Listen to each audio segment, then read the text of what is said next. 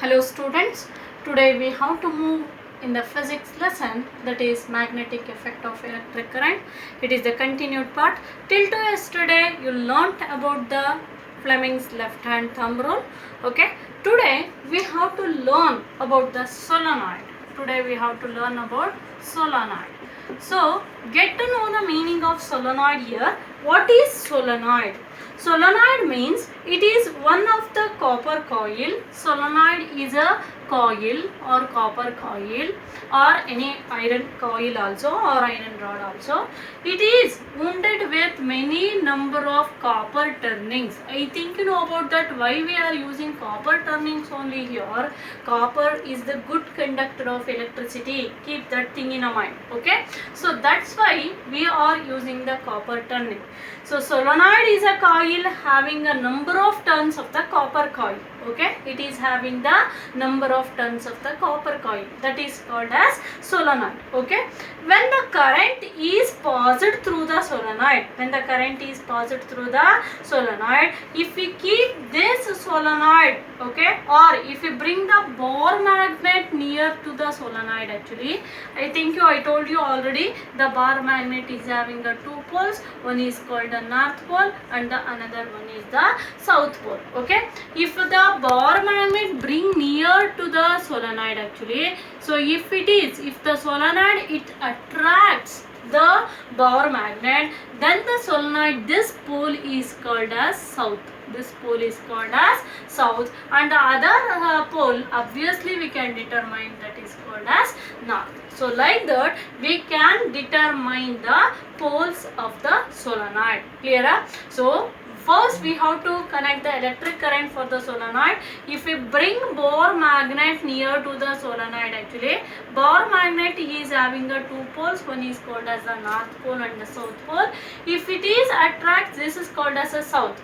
If it is not attract, actually this pole is called as the north only, because I told you already, the north, I mean like poles are never attract each other, but the unlike poles are attract each other. Yesterday only I told. So that's why we can easily determine the poles of the solenoid. If we bring a bar magnet, if we bring the north pole of the bar magnet towards the one pole of the solenoid, if it is attracts, it is called as a south. That pole is called as a south. If it is not attracts, that pole is called as a north.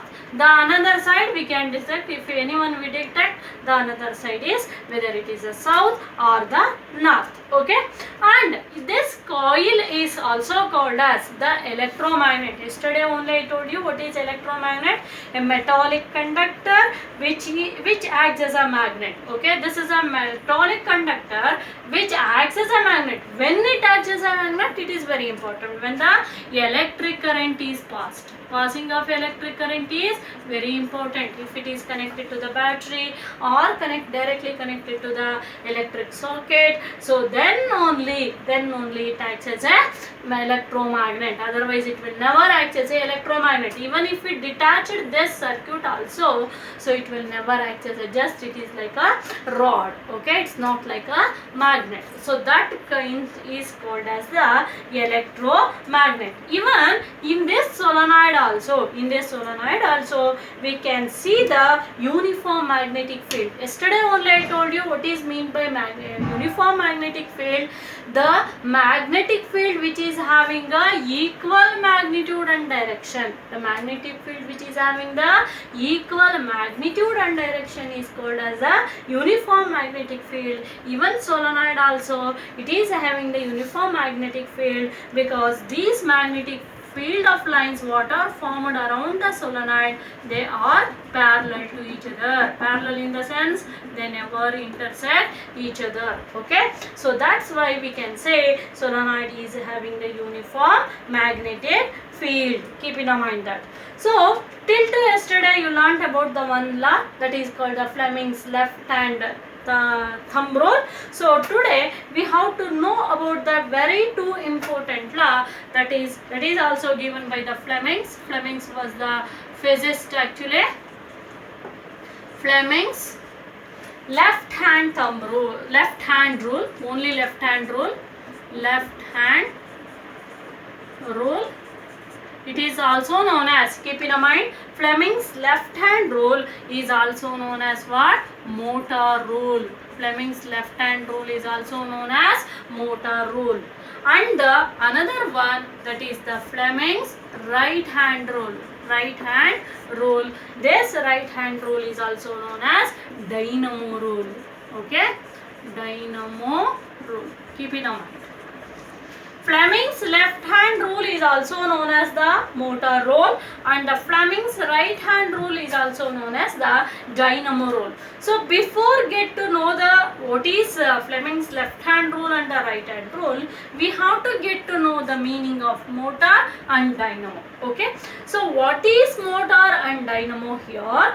The dynamo is a device which converts, the dynamo is a device which converts mechanical energy into electrical energy. Keep in mind that. Okay, dynamo is a device which converts mechanical energy into electrical energy. Mechanical energy in the sense our force, muscular energy, keep in mind, or any other muscular energy, I mean animals energy, like that. Okay, so dynamo is a device which helps to convert the mechanical energy into electrical energy, that is called dynamo. Good example for that, what you are using the dynamo in a bicycle, like that. If you pedaling the bicycle, then the headlight will turn on, otherwise the headlight will never turn on. Okay, if you are using the old bicycle like Hercules and everything, so there they have fixed the headlight for the cycle. I think you know about that. Okay, when the person started to pedaling that bicycle, by that time the headlight will turn on. Okay, so that shows the what he is pedaling, that is the mechanical energy that has converted into what the bulb has glown, that is called as the electrical energy. Okay, dynamo is a device which helps to convert the mechanical energy into electrical energy. I think in the exhibition and everything you are rotating the AC dynamo and everything, no? So by that time somebody is operating that, I don't know the name and everything. So when they are operating, the light will glow, right? When they are rotating, the light will glow. So that is the dynamo. Dynamo is a device which helps to convert the mechanical energy into electrical energy. And what is motor actually? Motor is a device, that vice versa it is. So motor is a device which converts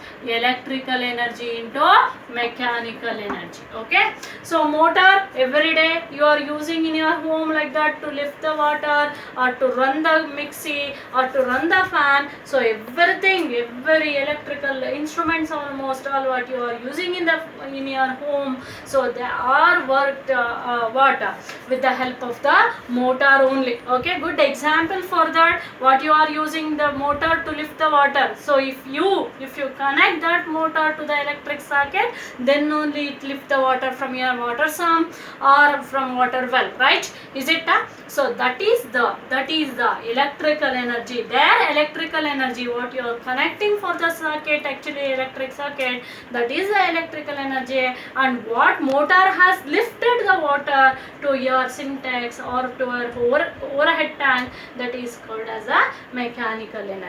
Okay, so here motor is a device which helps to convert the electrical energy into mechanical energy. Like that we can give many examples, like mixer grinder, even mixer grinder also. Mixer grinder in the sense, if you connect the mixer grinder to the socket, the blades of the mixer will rotate, right? So that is the blades, what the blades are rotating, that is the mechanical energy. What we are connecting to the socket, that is the electrical energy. Even the fan also.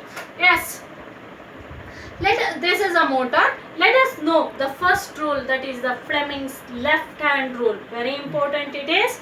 So here the not thumb rule, it is only left hand rule, that's all. Don't take a thumb here. Okay, so arrange it. You have to take your left hand, not the right hand. Like that you have to take a left hand. This is your left hand, right? Yes. Okay, arrange the thumb finger. This is called as a thumb finger, and this is called as the forefinger, and this is called as the middle finger, and this is called as the ring finger, what you are using to keep your ring, and this is called as the little finger. These are the fingers name. Once again I'll repeat.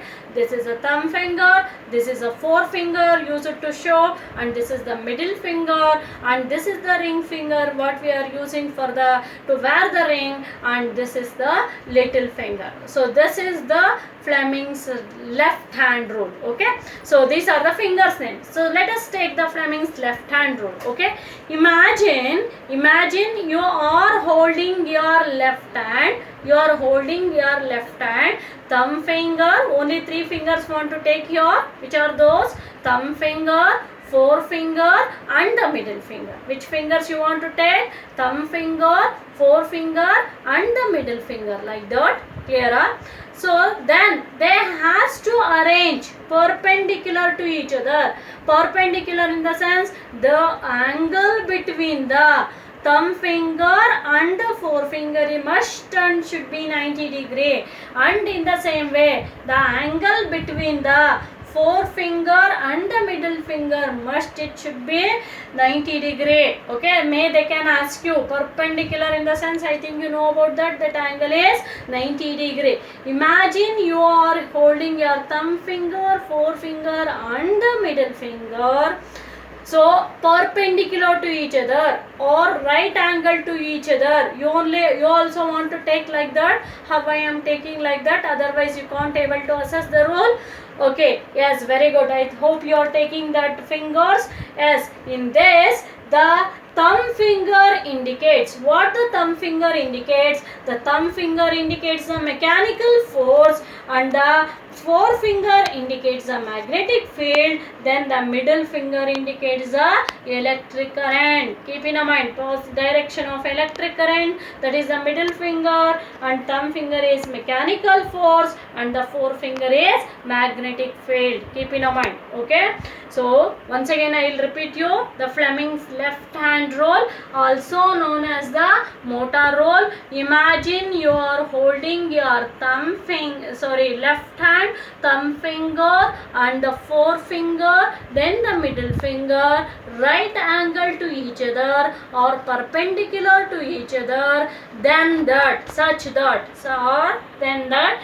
that the thumb finger indicates the direction mechanical force, and the middle finger indicates the forefinger indicates the magnetic field, and the middle finger indicates the direction of current. This is the Fleming's left hand rule. Okay, so easy. If you are getting confusion in that, actually just write the diagram like that. So right there, this is the thumb finger first, and this is the forefinger, this is the middle finger. T stands for thumb finger, F stands for forefinger, and the M stands for middle finger. Okay, here thumb finger indicates the mechanical force, and forefinger indicates the magnetic field, and middle finger indicates the direction of current. Okay, so this thumb finger is also known as the main finger. Keep in mind. Okay, so this direction is very important. The finger direction is very important. Otherwise, if you are making mistake while writing in these directions, you will not get a mark, or you will lose the mark. Okay, that is very important. Okay, thumb finger indicates the mechanical force, forefinger indicates the magnetic field, and the middle finger indicates the direction of current. Yes, that is about the Fleming's left hand rule. We have to move for the Fleming's right hand rule. I already told you Fleming's right hand rule is also known as the dynamo rule. So for the left hand we are taking a left hand right rule, and for the right hand rule we have to take our right hand. Okay, so we have to take our right hand, the same, so the remaining and all is same, only the direction, in that direction also only that one finger direction has changed. Actually okay. So that is, imagine you are holding your right hand. Imagine you are holding your right hand, thumb finger or the main finger, forefinger and the middle finger. How they are? Perpendicular to each other. Imagine you are holding your thumb finger or the main finger, forefinger and the middle finger perpendicular to each other. They are perpendicular. Perpendicular in the sense the angle between the two fingers here 90 degree. Okay, perpendicular to each other. The thumb finger indicates the motion of the conductor. This thing only has changed here. The thumb finger indicates the motion of the conductor. Then the forefinger indicates same, that is a magnetic field, and the middle finger indicates, that is also same, that is a induced current. Only one finger has changed, that is instead of magnetic field in this role, that is the motion of the conductor. MC means motion of the conductor, MF means magnetic field, and here this is same, that is the magnetic field, and this is the what current? Induced current. So this is thumb finger, this is forefinger, and this is middle finger. Keep in mind. Okay.